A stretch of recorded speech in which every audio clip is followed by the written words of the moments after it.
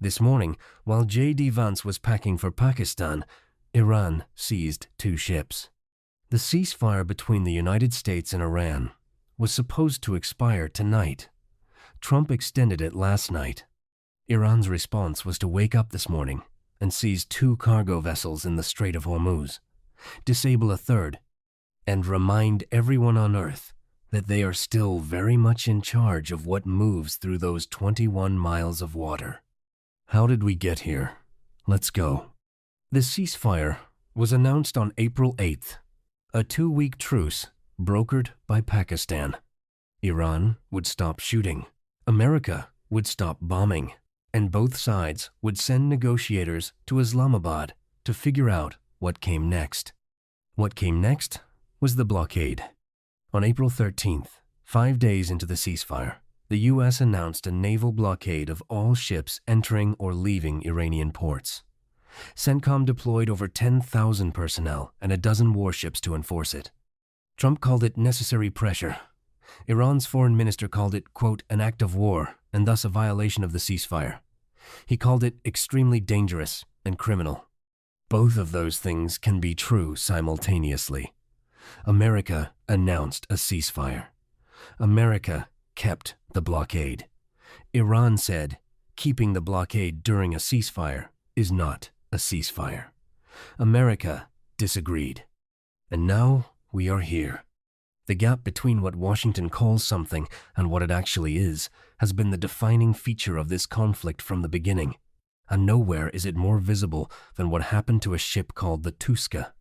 The Tuska is a sanctioned Iranian-flagged cargo ship that spent the first weeks of April moving back from Zhuhai port in China, heading toward Iranian waters. On April 19th, the guided missile destroyer USS Spruance intercepted it in the Gulf of Oman. The Tuska ignored warnings for 6 hours.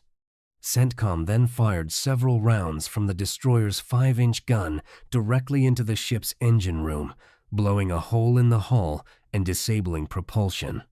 Marines from the 31st Marine Expeditionary Unit rappelled from helicopters onto the deck and took the vessel into custody. Iran also said it would retaliate. It did, firing drone strikes at American warships. No damage was reported, which is either a sign of Iranian restraint or a sign that the message was the point and hitting something was not.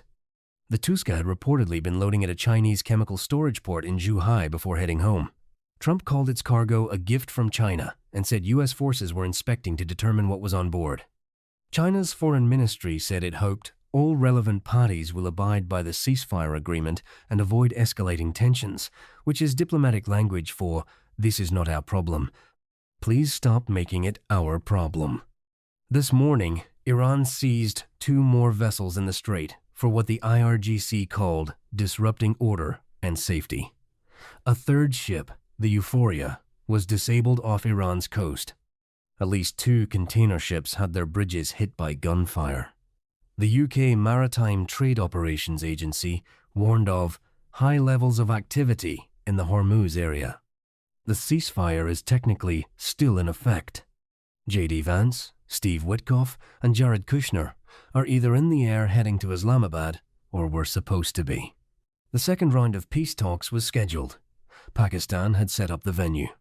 Pakistani Prime Minister Shahbaz Sharif thanked Trump for extending the ceasefire and worked intensively to get both sides back to the table. Iran has not confirmed it is coming. Iran's foreign ministry spokesman said there has been no final decision on whether to engage further talks, given what he called the unacceptable actions by the U.S., referring specifically to the Tuska seizure. He said there are indications from the American side that there is no seriousness in the diplomatic path. The first round of talks in Islamabad ended without a deal because the U.S. asked for a 20-year freeze on uranium enrichment and full removal of Iran's existing stockpile. Iran offered 3 to 5 years. The distance between those positions is 15 years of disagreement. Neither side moved. Then America seized an Iranian ship during the ceasefire, and now Iran is seizing ships in response. Trump's position stated on Truth Social overnight, is that the ceasefire is extended until Iran presents a unified proposal. His aides told CNN that Trump believes there are fractures within Iranian leadership, that Tehran does not have internal consensus to empower negotiators. That may be true. What is also true is that America announced it was blockading Iran while calling what they have a ceasefire, seized an Iranian ship during that ceasefire, and is now surprised that Iran is not sending its negotiators to Pakistan. America is negotiating with one hand and blockading with the other, Iran noticed. While all of this plays out in real time, the consequences are spreading in ways that have nothing to do with either side's strategic calculations. Germany's Lufthansa Group announced this morning that it is canceling 20,000 short-haul flights through October because of soaring jet fuel costs and the possibility of shortages across Europe. The war fuel crisis, caused by the Hormuz closure, had already sent Brent crude to around $100 a barrel. 70% of EU jet fuel imports came from the Middle East before the closure. Europe does not have an easy substitute lined up. In the UK, inflation is rising. Fuel prices are up 4.9%. A poll found 1 in 10 British people are already stockpiling fuel.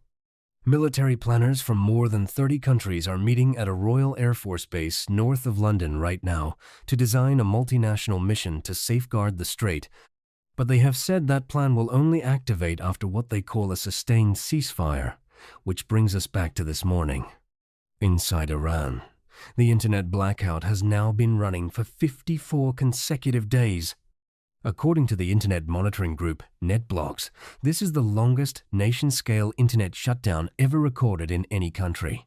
Iran's government says access will only be restored after the war ends. 90 million people are almost entirely offline. Their government is negotiating on their behalf from behind a complete information blockade, while the rest of the world watches satellite data and AIS ship trackers in real time. The people who benefit least from this conflict are paying the highest price on both sides. In Europe, it is flights being cancelled. In Iran, it is whether you can call your family. The ceasefire is technically still active as of this video. Trump extended it overnight so Iran could present a unified proposal. Iran seized 2 ships this morning. The Islamabad talks are scheduled, but Iran has not confirmed it is attending. The blockade is still running. Brent crude is at $100. Lufthansa just canceled 20,000 flights. And somewhere in the Strait of Hormuz, the IRGC is enforcing what it calls maritime order, while the U.S. Navy enforces what it calls a legitimate blockade. Both of those statements are what each side calls the same stretch of water. America extended the ceasefire by 1 day. Iran seized 2 ships the same morning.